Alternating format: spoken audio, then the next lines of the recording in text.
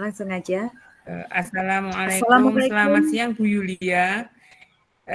Bisa saya minta waktunya, saya ingin mengobrol dengan Ibu sebentar, apa boleh Bu?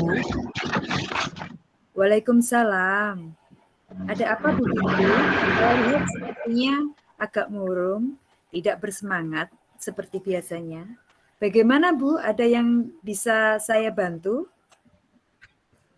Mohon maaf Bu Yulia, jadinya mengganggu waktu penjenengan. Sepertinya saya cerita tentang masalah saya. Apa Bu Yulia bisa membantu? Tidak apa-apa Bu. Monggo, ada apa? Terima kasih Bu Yulia. Sepertinya saya cerita tentang masalah saya. Apa Bu Yulia bisa membantu untuk solusinya? Masalahnya apa Bu Binti? Coba ceritakan. Apa yang sedang Bu Binti rasakan? Mungkin saya bisa membantu. Iya Bu Yulia. Bu Yulia ingat nggak? Beberapa hari yang lalu pengawas melakukan supervisi di kelas saya. Waktu supervisi itu saya mendapat teguran dari pengawas Bu. Oh, itu Bu. Bagaimana bisa Bu Binti? Lalu apa yang membuat Bu Binti mendapat teguran dari pengawas sekolah? Kalau menurut saya sebenarnya masalah itu tidak serius loh Bu. Tidak serius. Tidak serius yang bagaimana ya Bu Binti maksudnya? Begini Bu, pengawas itu mengkritik ketika saya mengajar. Proses mengajar saya itu dikritik Bu. Oh, proses mengajar yang bagaimana ya Bu? Apakah Bu Binti tidak mengelola kelas dengan baik? Atau bagaimana sampai jenengan dikritik? Kalau boleh saya tahu loh Bu Binti. Beliau sepertinya keberatan ketika saya mengajar itu tanpa buku teks Bu, karena saya menggunakan media. Oh, begitu rupanya. Lalu, bagaimana tanggapan Bu Binti respon dari pengawas tersebut? Saya sejujurnya menyampaikan kepada beliau bahwa selama ini saya mengajar menggunakan berbagai sumber, mulai dari buku referensi perpustakaan yang penting mengacu pada kurikulum. Ketika saya mengatakan itu, beliaunya merasa tersinggung loh Bu. Oh, begitu jadi masalahnya. Kalau begitu, tanya dulu Bu, selama ini apa yang panjenengan lakukan dalam proses belajar jenengan di kelas? Seperti yang saya ceritakan tadi, saya menggunakan berbagai sumber dari buku perpustakaan, mengajak siswa untuk menonton video pembelajaran interaktif dan menyenangkan. Seperti itu, Bu. Oh, lah kenapa Bu Binti kok tidak menggunakan buku teks?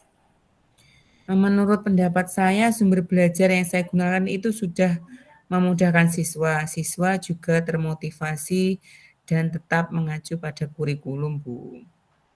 Oh, seperti itu rupanya. Sebenarnya sudah bagus, Bu.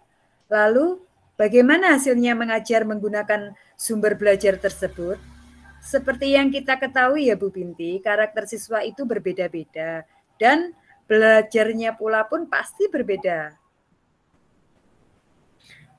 Oh iya ya, betul ya. Kenapa saya kok tidak kepikiran itu? Selama ini ada beberapa siswa yang hasilnya masih kurang maksimal, Bu. Jadi nilainya itu masih di bawah KKM. Nah, itulah Bu, pentingnya buku teks sebagai sumber belajar. Mungkin harapan dari pengawas kemarin adalah seperti itu Bu, supaya Bu Binti menggunakan sumber belajar dengan buku teks juga. Oh iya, ada benarnya juga loh, Bu. Ya. Terus setelah itu Bu Binti bercerita seperti ini, bagaimana perasaan panjenengan?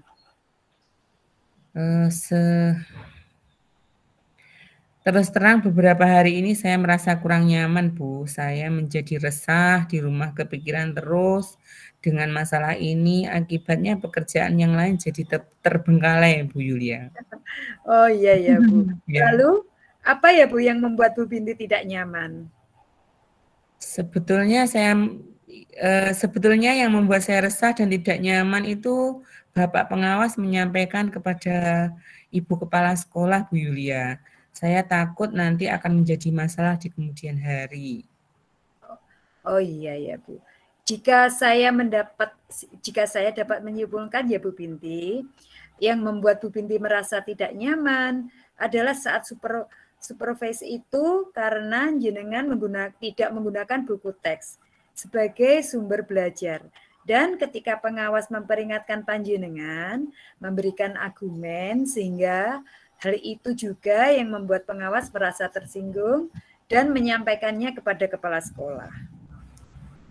Iya ya Bu, kira-kira nanti saya dipanggil kepala sekolah enggak ya Bu? Kalau menurut saya ya Bu, itu tidak menjadi masalah. Karena dengan permasalahan tersebut, kita bisa merefleksi dan mempersiapkan diri. Jika ditegur oleh kepala sekolah, harus siap untuk menjelaskan apa yang sebenarnya terjadi. Dan pasti beliau akan menyampaikan hal-hal positif, sehingga menambah semangat kita Bu Binti untuk dalam proses belajar mengajar selanjutnya. Amin, mudah-mudahan ya Bu. Iya Bu. Terus dari apa yang sudah Bu Binti sampaikan, apa rencana panjenengan ke depannya Bu? Rencananya saya akan menemui Ibu Kepala Sekolah untuk membicarakan hal-hal yang mungkin beliau bisa memberi solusi, Bu. Oh begitu. Terus apakah ada hal yang lain Bu yang akan panjenengan lakukan? Saya juga merasa bersalah dengan pengawas, sudah diberi wawasan, saya masih ngotot dengan pendapat saya. Rencana saya akan menemui pengawas dan meminta maaf, Bu Yulia. Oh iya ya Bu. Sebetulnya langkah panjenengan itu sudah tepat sekali Bu. Saya setuju dengan ide panjenengan.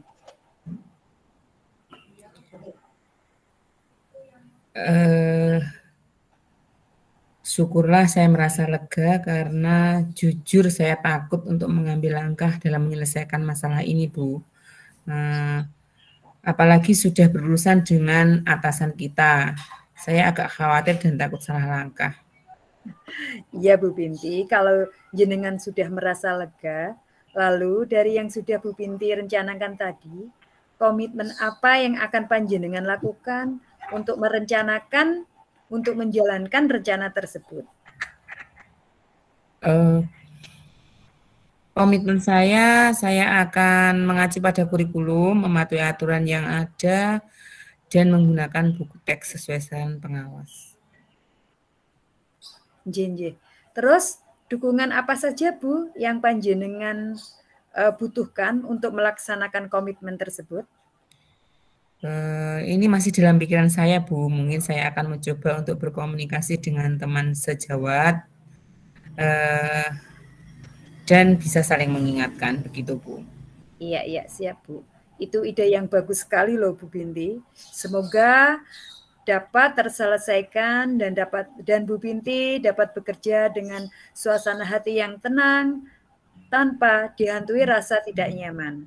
Amin, amin. Terima kasih ya Bu Yulia atas waktunya mau mendengarkan keluh kesah saya, bisa diajak untuk berdiskusi dan mendapatkan solusi. Terima kasih. Sama-sama Bu Binti.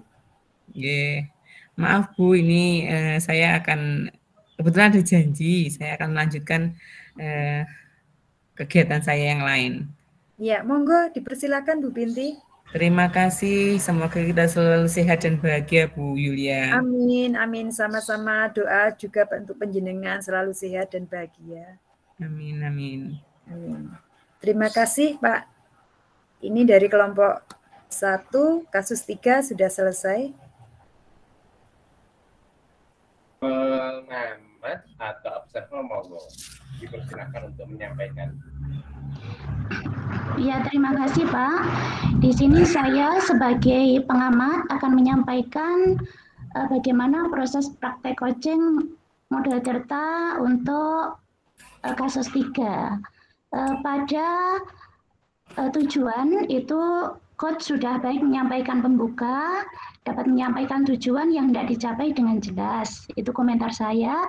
Untuk yang kedua, untuk identifikasi, itu pertanyaan coach sudah bersifat terbuka dan bisa mengeksplor coachee memberikan respon dengan lancar.